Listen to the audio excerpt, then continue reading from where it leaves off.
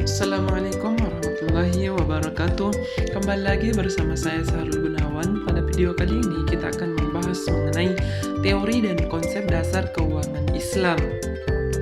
Materi yang pertama kita akan bahas pada kali ini yaitu ruang lingkup keuangan. Menurut definisi sistem ini, ekonomi Islam merupakan bagian dari gaya hidup holistik dan didasarkan pada 4 ilmu yang berbeda: pengetahuan yang diwahyukan atau Al-Quran, praktik, dan sunnah. Ini adalah kesimpulan dari analogi yang diterapkan pada masyarakat Islam yang dicontohkan oleh Nabi Muhammad SAW. Interpretasi dan konsensus yang kemudian disepakati oleh para ulama masyarakat yang dikenal sebagai ijma. Kemudian materi yang kedua yaitu ciri-ciri sistem keuangan syariah. Pertama yaitu aset negara. Sistem keuangan syariah adalah milik Allah. Kedua, Rasul adalah orang pertama yang mempraktekkan keuangan Islam. Ketiga, sumber utama keuangan Islam adalah Al-Quran dan Sunnah. Keempat, sistem keuangan Islam bersifat universal. Kelima, keuangan Islam mendukung sistem keuangan negara-negara Islam. Keenam, sistem keuangan Islam mengadopsi prinsip distribusi jasa sebagai sumber pendapatan pemerintah. Ketujuh, sistem keuangan Islam transparan. Kedelapan, sistem keuangan negara-negara Islam adalah gerakan kebaikan. 9. Sistem keuangan Islam termasuk model toleransi terhadap umat Islam. Nah, untuk materi selanjutnya yaitu konsep lembaga keuangan dalam sejarah Islam. Pertama, lembaga keuangan di zaman Rasulullah. Kedua, lembaga keuangan zaman Khulafaur Rasyidin. Ketiga, lembaga keuangan pada masa dinasti-dinasti.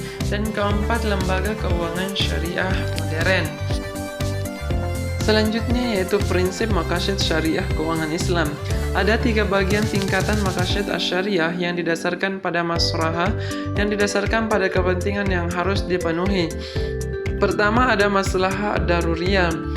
Maslahah ad-daruriyah adalah apa yang harus dilakukan oleh seorang mukallaf atau orang yang mencapai kesejahteraan dunia dan masa depan.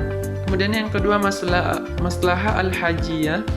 Maslahah al-hajiyah adalah hal sekunder, sesuatu yang perlu ada sehingga dapat didukung ketika ada saat melakukan sesuatu.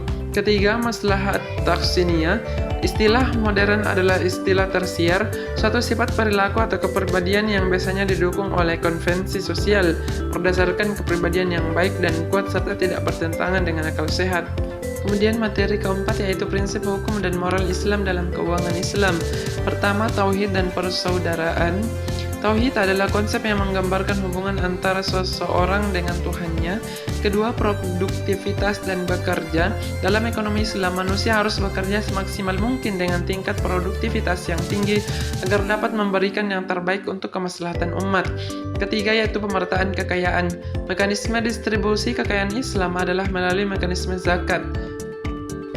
Materi selanjutnya yaitu prinsip hukum dan moral Islam dalam aktivitas ekonomi dan keuangan. Berdasarkan tuntunan industri muda, sistem keuangan syariah diharapkan dapat menjadi alternatif terbaik untuk mewujudkan kesejahteraan masyarakat.